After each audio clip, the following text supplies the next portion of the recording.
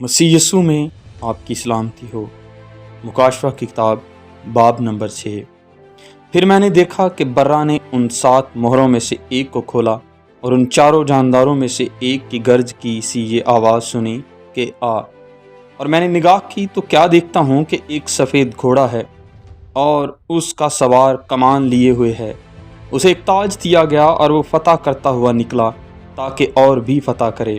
اور جب اس نے دوسری مہر کھولی تو میں نے دوسرے جاندار کو یہ کہتے سنا کہ آ۔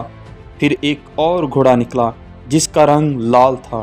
اس کے سوار کو یہ اختیار دیا گیا کہ زمین پر سے صلہ اٹھا لے تاکہ لوگ ایک دوسرے کو قتل کریں، اور اسے ایک بڑی تلوار دی گئی۔ اور جب اس نے تیسری مہر کھولی تو میں نے تیسرے جاندار کو یہ کہتے سنا کہ آ۔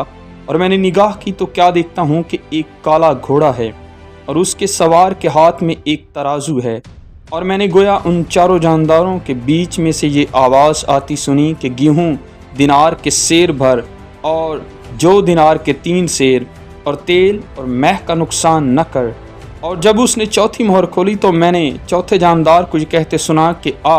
اور میں نے نگاہ کی تو کیا دیکھتا ہوں کہ ایک زرد سا گھوڑا ہے، اور اس کے سوار کا نام موت ہے، اور عالم ارواح اس کے پیچھے پیچھے ہیں۔ اور ان کو چوتھائی زمین پر یہ اختیار دیا گیا کہ تلوار اور کال اور وبا اور زمین کے درندوں سے لوگوں کو ہلاک کریں۔ اور جب اس نے 5ویں مہر کھولی تو میں نے قربان گاہ کے نیچے ان کی روحیں دیکھیں جو خدا کے کلام کے سبب سے اور گواہی پر قائم رہنے کے باعث مارے گئے تھے۔ اور وہ بڑی آواز سے چلا کر بولے کہ اے مالک، اے قدوس و برحق، تو کب تک انصاف نہ کرے گا اور زمین کے رہنے والوں سے ہمارے خون کا بدلہ نہ لے گا؟ اور ان میں سے ہر ایک کو سفید جامہ دیا گیا، اور ان سے کہا گیا کہ اور تھوڑی مدت آرام کرو، جب تک کہ تمہارے ہم خدمت اور بھائیوں کا بھی شمار پورا نہ ہو لے جو تمہاری طرح قتل ہونے والے ہیں۔ اور جب اس نے 6ٹھی مہر کھولی تو میں نے دیکھا کہ ایک بڑا بنچال آیا، اور سورج کمل کی مانند کالا، اور سارا چاند خون سا ہو گیا، اور آسمان کے ستارے اس طرح زمین پر گر پڑے جس طرح زور کی آندھی سے ہل کر انجیر کے درخت میں سے کچے پھل گر پڑتے ہیں۔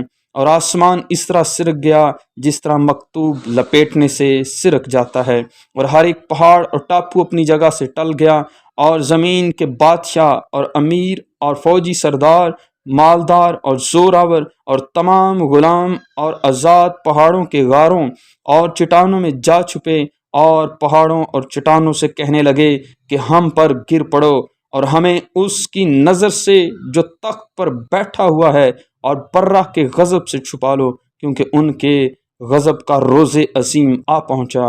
اب کون ٹھہر سکتا ہے؟ آمین۔